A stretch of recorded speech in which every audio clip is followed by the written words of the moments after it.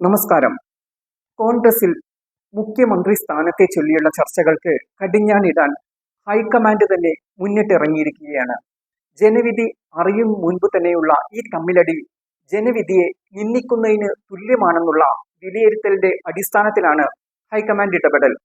മുഖ്യമന്ത്രി സ്ഥാനത്തേക്ക് നിലവിലുള്ള നേതാക്കളല്ല, സൈബർ അണികളാണ് കോൺഗ്രസിലെ ഈ പോരിൽ മുന്നിൽ നിൽക്കുന്നത്.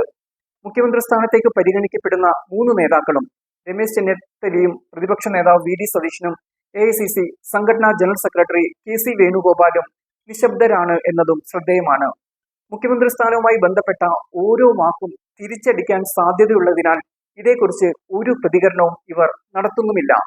KC വേണുഗോപാൽ മുഖ്യമന്ത്രി സ്ഥാനത്തേക്ക് കടന്നു വന്നില്ലെങ്കിൽ മത്സരം രമേശ് ചെന്നിത്തലയും വി ഡി സതീശനും തമ്മിൽ മാത്രമായി ഒതുങ്ങുമായിരുന്നു. അത് കേരളത്തിനുള്ളിലെ മത്സരമായി തന്നെ നിൽക്കുകയും ചെയ്യുമായിരുന്നു.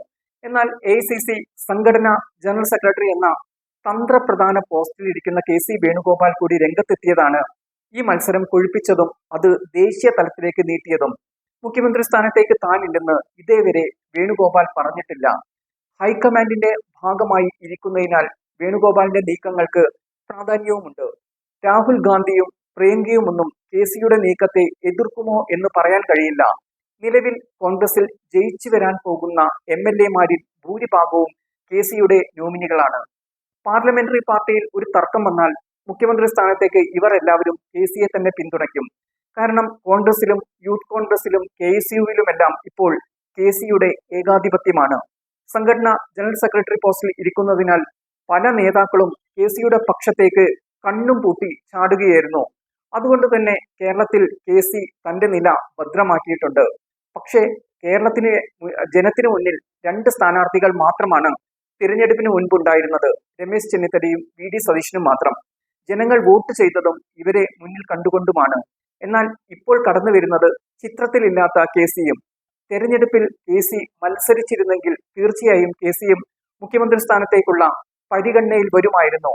എന്നാൽ KC വന്നാൽ എതിർപ്പ് കൂടും. ഒരു കോൺഗ്രസ് MLA കൂടി രാജിവെക്കേണ്ടി വരും. ഒരു നിയമസഭാ തെരഞ്ഞെടുപ്പും ആലപ്പുഴയിൽ ലോക്സഭാ ഉപതെരഞ്ഞെടുപ്പും വേണ്ടിവരികയും ചെയ്യും. ഇതെല്ലാം LDF രാഷ്ട്രീയ ആയുധമാക്കും. എന്തായാലും അന്തിമ തീരുമാനം ഹൈക്കമാൻഡിന്റേതാണ്.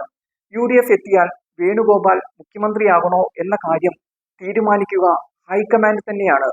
എന്തായാലും മുഖ്യമന്ത്രി സ്ഥാനാർത്ഥിയെ തീരുമാനിക്കും വരെ കോൺഗ്രസിലെ ഈ യുദ്ധം തീരാൻ ഒരു സാധ്യതയുമില്ല.